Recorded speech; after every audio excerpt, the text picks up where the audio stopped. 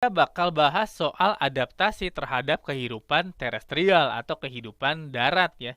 Jadi tadi kita udah agak singgung dikit bahwa si amfibi itu dia makhluk dua alam. Dia masih membutuhkan perairan untuk reproduksi setidaknya.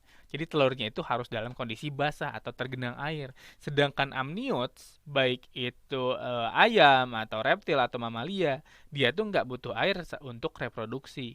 Nah, selain reproduksi, itu ada beberapa sifat atau adaptasi yang dibutuhkan untuk pindah ke darat ya. Karena kehidupan di air atau kehidupan akuatik itu punya sifat yang berbeda dengan kehidupan yang di darat.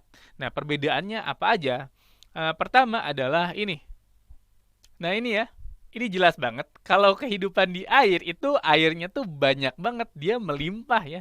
Orang tuh, sorry orang, makhluk yang akuatik tuh dia nggak harus takut kehausan atau kekeringan kan. Sedangkan untuk kehidupan di darat, well, nggak semua tempat itu punya sumber air gitu. Nggak semua tempat itu dia dekat sungai atau danau.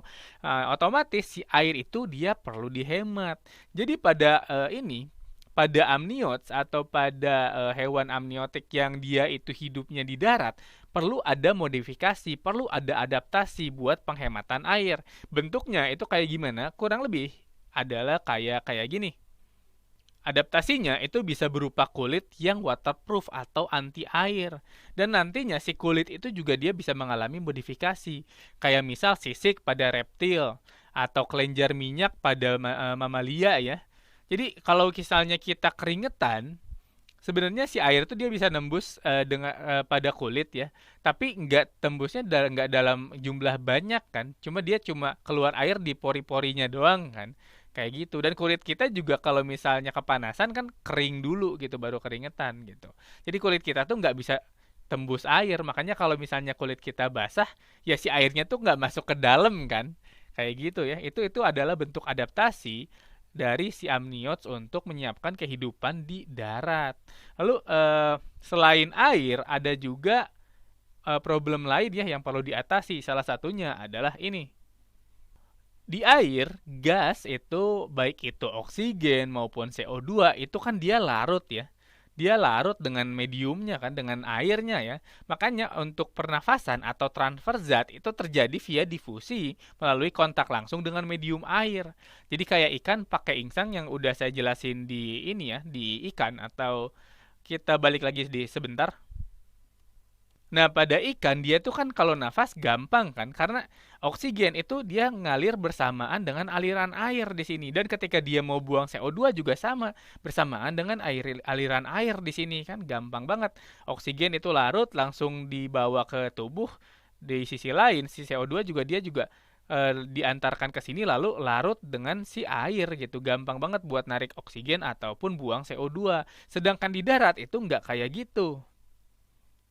Di darat itu walaupun dia udara itu banyak dan dia juga punya oksigen, tapi kan kalau misalnya kita ingat soal pernafasan kulit pada amfibi, pernafasan lewat kulit itu butuh satu syarat. Syaratnya apa? Syaratnya adalah kulit itu harus lembab atau harus tergenang oleh air atau setidaknya dilapisi oleh air. Nah, ini itu syarat yang susah dipenuhi pada amniotes. Kenapa? Karena mereka kan nggak tinggal dekat air. Jadi di sini ditulis bahwa pernafasan itu tidak bisa melalui kontak langsung. Kenapa? Karena takut dehidrasi. Nah, solusi untuk mengatasi permasalahan ini adalah apa? Yaitu adanya paru-paru. Jadi kulit kita meskipun bisa kontak langsung dengan udara, tapi dia nggak bisa langsung nyerap oksigen dan nggak bisa juga langsung buang CO2. Solusinya adalah udara itu ditarik dulu ke paru-paru, lalu nanti di paru-paru itu terjadi gas exchange atau pertukaran gas antara oksigen dia masuk melalui alveolus ke situ, lalu CO2 itu lalu dibuang via paru-paru lalu via ke hidung gitu. Jadi gitu ya, udaranya tuh dia nggak bisa kontak langsung dengan kulit dan diserap di situ, tapi dia itu harus ditarik atau dikeluarkan melalui paru-paru. Nah, selanjutnya itu ada masalah lain, yaitu ini ya. Jadi kalau pada ikan, zat sisa itu dia gampang banget dibuang gitu. Dia dibuangnya dalam bentuk urin yang banyak atau urin yang encer. Sedangkan pada hewan yang terestrial atau hewan darat, zat sisa itu dia harus menghemat air gitu. Karena kalau misalnya dia kencing terus-terusan ya dia kekurangan air. Otomatis dia harus cari mata air atau perairan buat minum banyak dan itu juga consuming energi ya. Itu kan capek ya.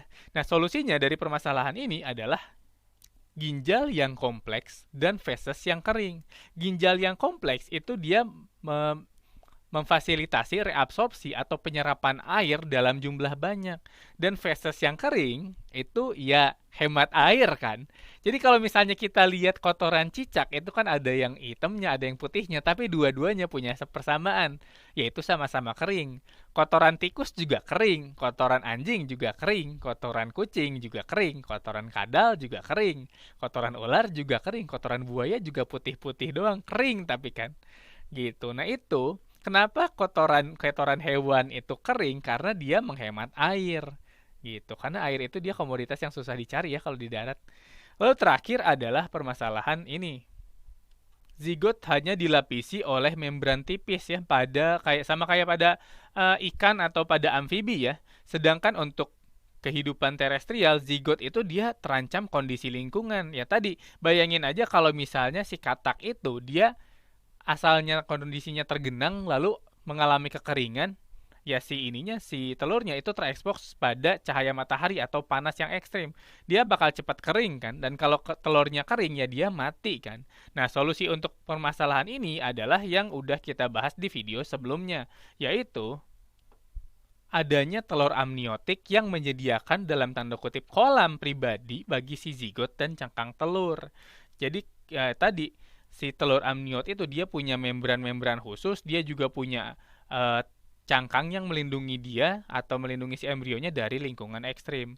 Nah, kurang lebih itu adalah 4 solusi dari 4 permasalahan yang berbeda yang perlu diatasi ketika ketika ada transisi dari kehidupan yang akuatik atau di laut atau di perairan menuju ke daratan atau kehidupan yang terestrial.